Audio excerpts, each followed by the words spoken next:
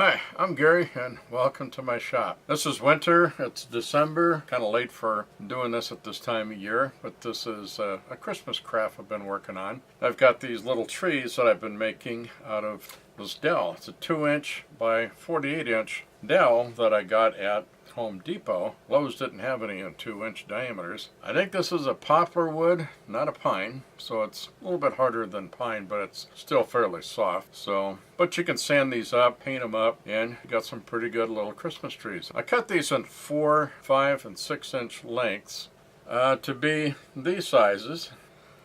Then I turn them on the lathe, mounted up in a 4-jaw chuck on the lathe. First get them to a round, then I shape them into a round conical shape to shape the basic part of the tree. Then I do the shaping to get the different branch levels of the tree. This is relatively easy to do, and I got this idea from Mike Peace. And I'll put a link to his channel in the description below. So I make it a little bit different than Mike does, but I'm not as a skilled turner as he is. And I found some other combination of carbide chisels and your standard high-speed chisels. Works pretty well for me. It gives me a good end product, and then I sand them up to about a 400 grit. So stay tuned. So here I've got this chucked up into my lathe in a 4-jaw chuck in 60-degree live center cone on the tailstock. And what I do is I mark up the center on the end of my dowels that I've cut. As you can tell by this, these dowels are not perfectly round, so the center is going to be off a little bit. So I like to make 4 different marks, and then I find my center in the blank spot between all those marks. Then I'll do a scribe mark in that so I can line that up with my live center on the end here. I'll use that to kind of hold this straight while I tighten up my jaws. Try and make sure this is all good and straight. Then I'll start it up and run the lathe and get this shaped so it's a good round shape and in balance without a lot of wobble, because you're always going to start out with a little bit. So get it trimmed up so it's running good and straight and true. Then we can get into the process of shaping it. The depth of my chuck jaws here is a 1/2 inch, so the material goes in by a 1/2 inch there. That's where I lose a 1/2 inch there when I part this. Slightly more because I don't want to get too close to these jaws with my parting tool. Then at this end here, figure I'm going to lose about a 1/4 inch here for where this goes into the end of that. So I lose about almost an inch when I part this off after I've got it turned. I've got this piece mounted up here in my lathe chuck. First thing I'm going to do is to get this to a good round cylindrical shape so it's smooth and even. Right now it's a bit rough. I'll be running at around 2,500 to 3,000 RPM. Then when I do sanding, I'll slow it down for that.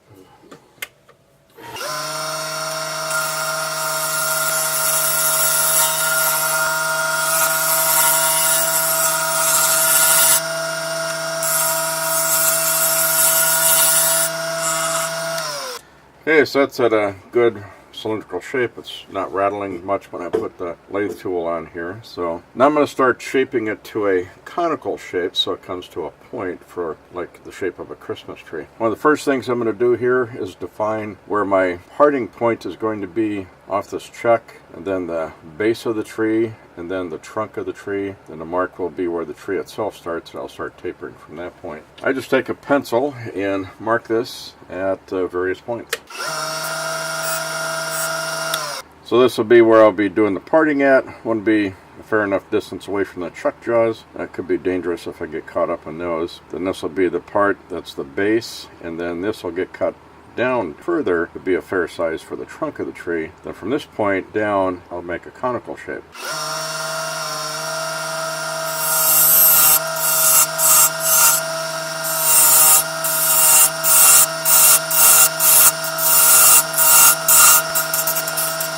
At this end, I'm going to take this down a bit with the parting tool here so I can see what my minimum is going to be for the tip of the tree. And I'll further do these here once I get this shaped better. For right now, I don't want to get these too thin.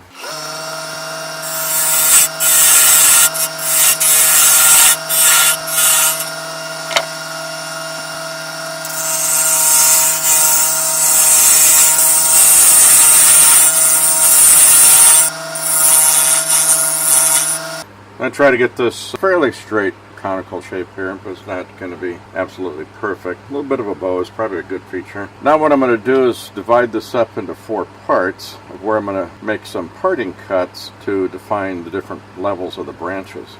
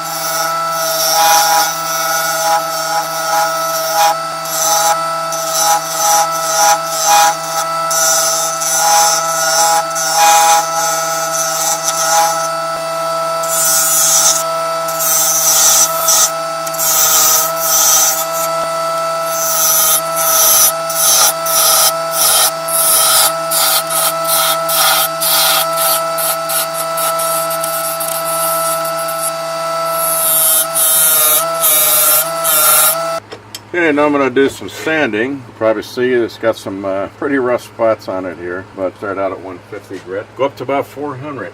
I'll slow it down to about 1,000 or less.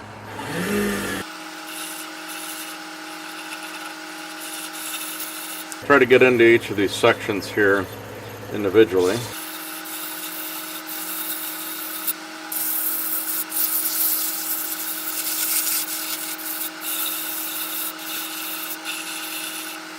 So that's smoothing it up a bit, a little bit of work, get rid of some of these chunks out of here. This is soft wood, so it's going to chunk on you like that. But I'll keep going on here and get it down to a 400 grit, but I won't bore you with all that detail.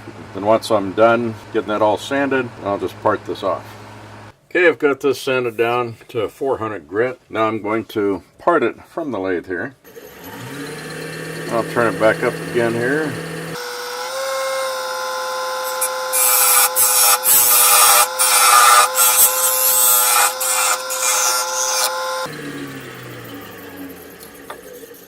Nice little Christmas tree. Well, thank you for watching this video. Hope you enjoyed it and you got some inspiration to make something of your own. What we did here is we took these dowels, cut them down to the various lengths, turned them on the lathe to get these little trees, then finish them off with some paint and some little dots. Use like Q-tips and toothpicks for applying the dots on there. And then for the base, I think I just use whatever brown stain that I happen to have. So, but if you enjoyed it, please give me a like and please subscribe to see what I may come up with next. And be sure to share this with your family, friends, and fellow craftspersons. And I appreciate all the comments, so thank you. Again, as I always say, if the ladies don't find you handsome, at least they should find you handy. Thank you.